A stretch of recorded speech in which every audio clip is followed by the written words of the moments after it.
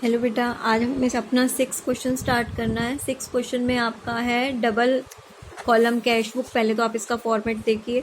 आपको double column cash book में आपको बनाने के लिए कहा गया कि कैश और बैंक का कॉलम बनाना है, यानी कि कैश और बैंक दोनों की एंट्री आप रिकॉर्ड करेंगे। Cash book with cash and bank column, debit, credit, date, particular, receipt, voucher number, ledger folio. Cash के साथ बैंक भी ऐड हो गया। डबल लाइन, यहाँ पे आपकी डबल लाइन है। डेट, पर्टिकुलर, यहाँ पेमेंट्स आएंगी, voucher number, ledger folio, cash, bank. Clear है ये चीज़ आपको? तो यहाँ पे जो जो आइटम रिसीव होंगी, इधर अगर कैश में है तो कैश में, बैंक में है तो बैंक में। यहाँ जो आपने पेमेंट की कैश से करिए तो कैश से, बैंक से करिए तो बैंक से। ये जो सी आप देख रहे हैं, सी होता है फॉर द कॉन्ट्रा एंट्री। सी होता है किसके लिए? कॉन्ट्रा एंट्री मीन्स एक ऐसी एंट्री जिसका दोनों तरफ इफेक्ट होगा, यानी कि जो एंट्री जिसमें डेबिट और क्रेडिट दोनों ही इफेक्ट कैश और बैंक के हैं। आपकी वो एंट्री क्या क्या हो सकती है? Cash to bank, bank to cash. तो दो एंट्री हो गई ना ये आपकी भाई, एक जगह बैंक और एक जगह कैश। या तो डेबिट होगा कैश या डेबिट होगा बैंक। मतलब कैश और बैंक दोनों, जब देखो दोनों ही हम कॉलम कैश बैंक के कर रहे हैं तो दोनों ही एंट्री यहीं पे होंगी। अब मानो हमने बैंक में पैसा जमा करवाया, तो बैंक में पैसा जमा करवाने की कॉन्ट्रा एंट्री क्या होगी? बैंक में तो पैसा गया, बैंक में तो पैसा गया, तो बैंक में पैसा आएगा पर कैश निकलेगा।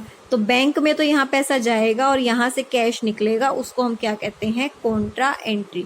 ठीक है, वो तो आप क्वेश्चन करेंगे तब आपको पता चल जाएगा। देखिए, सबसे पहले आपको बैलेंस दिया हुआ है कैश इन हैंड और कैश एट बैंक का।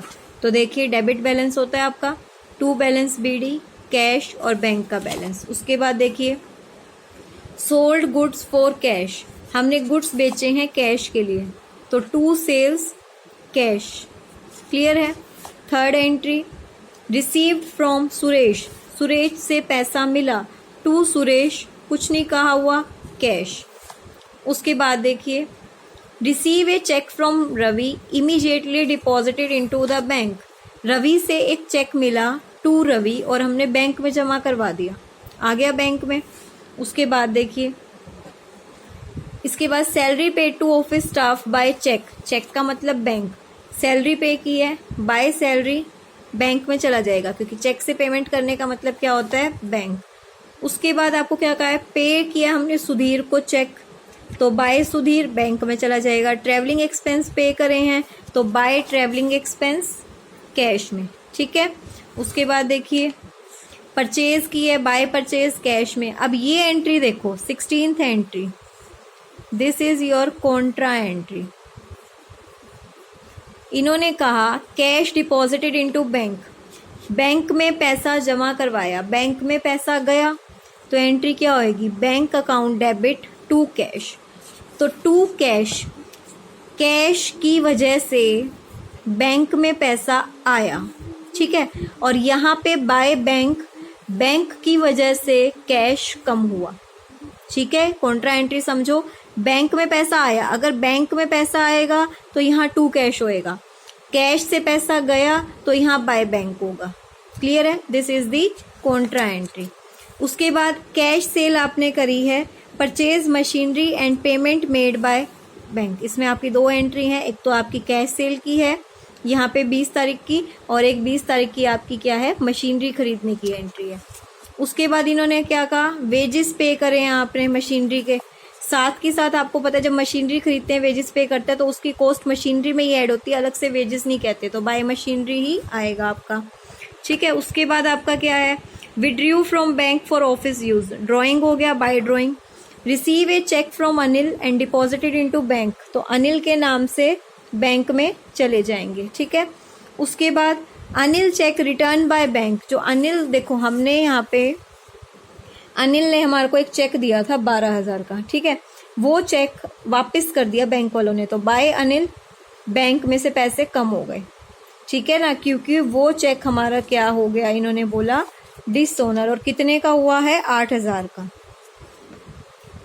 Anil cheque return by bank dishonour 4600, एक चेक हमें मिला था जो हमने बैंक में जमा करवाया था, वो हमें वापस हो गया। ठीक है, पहले हमने बैंक में जमा करवाया पर उन्होंने डिसओनर कर दिया तो वापस आ गया, तो बाय अनिल। उसके बाद चैरिटी दी, बैंक में पैसे जमा करवाए, कॉन्ट्रा एंट्री होएगी। तो ये सारी एंट्रीज आप कर लेंगे। एक नेक्स्ट 7th क्वेश्चन देखिए। 7th क्वेश्चन से पहले आप एक बार ये एंट्री समझ लीजिए। पर्सनल यूज के लिए ड्राइंग्स आता है। एंडोर्समेंट्स ऑफ ए चेक, जब हमने चेक किसी को एंडोर्स किया तो इसकी कैश बुक में एंट्री नहीं होगी, जर्नल एंट्री होगी। क्यों? चेक आया, cheque in hand to Arun, Arun के पास चेक आया, अरुण ने अपना चेक किसको दे दिया? विशाल को। बैंक चार्जेस पे किए हैं तो पेमेंट की एंट्री होएगी, ठीक है। डिसऑनर हो गया है तो जो आपके बैंक की अमाउंट है उसी के साथ ऐड हो जाएगा। तो ये चीजें हैं, देखो एक बार। Cash in hand, bank overdraft. Bank overdraft का मतलब है कि बैंक का नेगेटिव बैलेंस है, यानी कि पेमेंट साइड पे। देखो to balance BD cash, by balance BD यहाँ पे। क्लियर है? नेक्स्ट एंट्री देखिए, सोल्ड गुड्स फॉर कैश। ये भी आपको आती है, सिंपल एंट्री है। सोल्ड गुड्स करें हमने कैश में, टू सोल्ड कैश में, cash deposited into bank, contra entry.